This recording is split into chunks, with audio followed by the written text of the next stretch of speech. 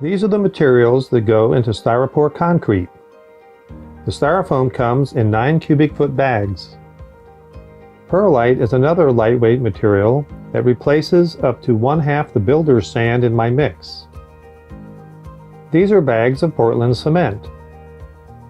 Pool coat material is for the coquina finish. I always use a particle mask for protection when working in enclosed areas. The concrete is mixed in my mixer, then placed in a wheelbarrow and poured into my sandboxes or molds. Some days I make bowl shapes, concrete bases that become the bottoms of my fountain pieces.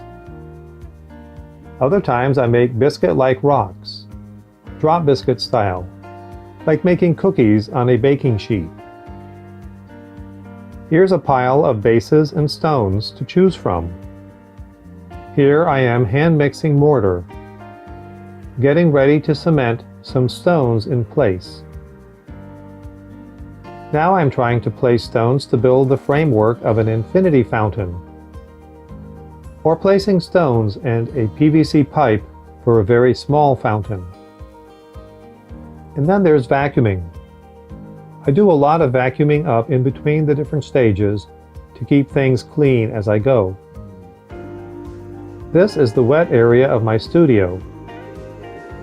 The plastic-covered ramp simulates the pool deck where a large poolside fountain will be created. Here's what that fountain will look like finished, first in my shop, and then where it's designed for, at home beside the client's pool. The 2x4s at right angles simulate the screen enclosure. I position 3 bases, 1 rectangular and 2 that are oblong in shape that will become the rivers.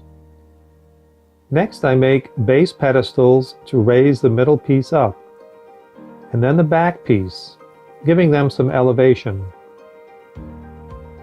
I arrange some of my large biscuit-like rocks to form the framework of the lower part of the upper piece. I mortar them together and then chink or fill all the voids, brushing everything smooth as I go.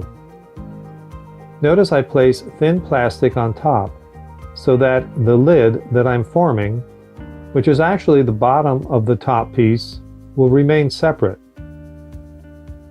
At the same time, the front of the piece is formed by the stones you see supported by dowels. I start the river piece simultaneously.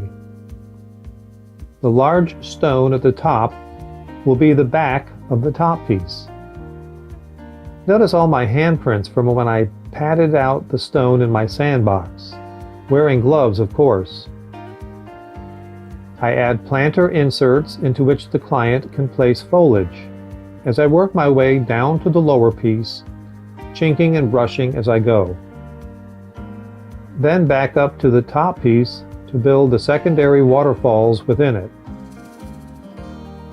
Now is the stage when I embed in a layer of mortar 2-inch fiberglass cloth over all the laid up stones for strength so that no cracks ever develop between them.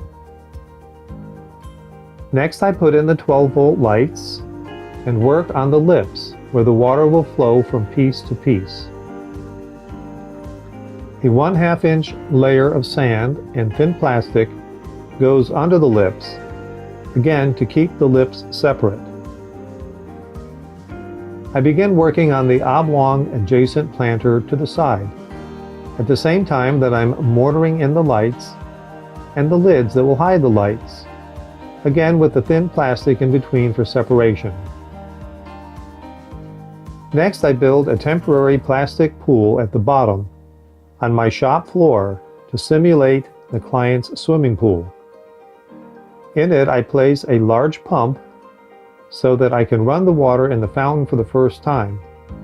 Always exciting. To check the flow and make adjustments if necessary. Then I apply the coquina stone veneer that is made from the marcite type pool finish material, sometimes with concrete dyes integrated for different colors, and on top, lots of hand-thrown coquina shell. This is the most labor-intensive step. As the finish is setting, I have to come back several times to jiggle all the pieces so that they don't stick together. The next day, I brush off and vacuum up the loose shell. The fountain works perfectly and is ready to deliver.